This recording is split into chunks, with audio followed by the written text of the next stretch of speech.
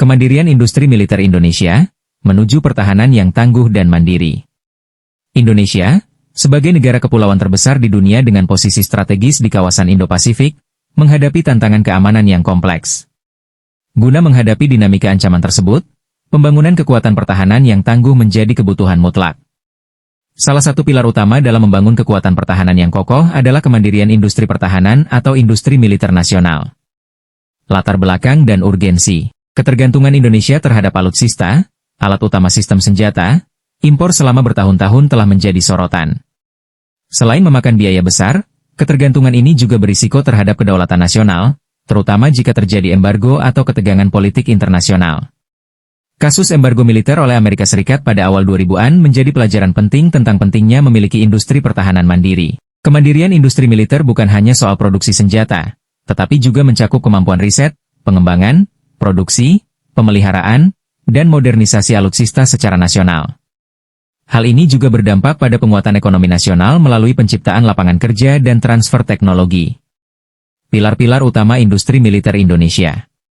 Industri militer Indonesia bertumpu pada beberapa perusahaan BUMN strategis yang tergabung dalam holding Defense ID, yaitu 1. PT Pindad, Persero, fokus pada produksi senjata ringan, amunisi, kendaraan tempur, seperti Panzer Anoa, Maung, serta berbagai sistem persenjataan darat. 2. PT PAL Indonesia, Persero, mengembangkan kapal perang seperti KCR, kapal cepat rudal, LPD, landing platform dock, dan kapal selam melalui kerjasama dengan Korea Selatan. 3. PT Dirgantara Indonesia, PTDI, mengembangkan pesawat angkut militer seperti CN-235, NC-212I, serta terlibat dalam proyek pesawat tempur IFEX KF-21 bersama Korea Selatan. 4. PT Dahana, Persero, spesialis dalam bahan peledak militer dan non-militer. 5. PT Land Industri, Persero, fokus pada sistem elektronika pertahanan, radar, dan teknologi kendali.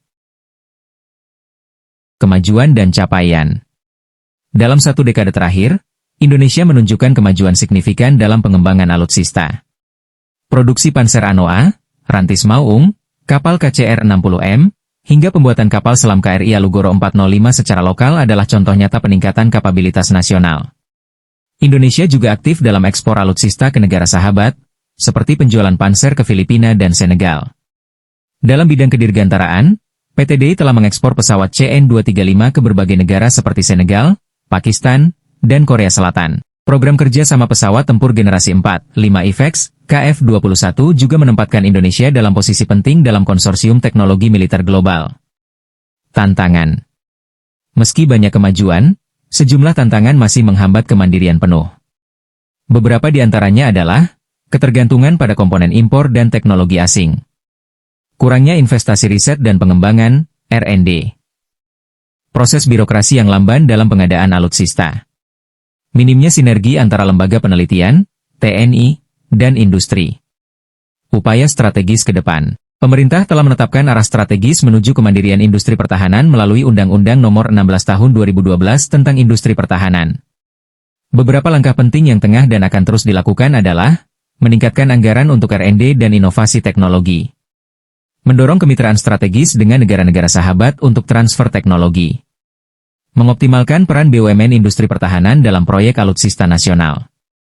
Memberdayakan industri kecil dan menengah, IKM, dalam ekosistem industri pertahanan. Memperkuat sinergi antara TNI, universitas, dan lembaga litbang. Penutup, kemandirian industri militer Indonesia bukan sekadar simbol kekuatan, tetapi fondasi bagi kedaulatan dan keamanan nasional yang sejati.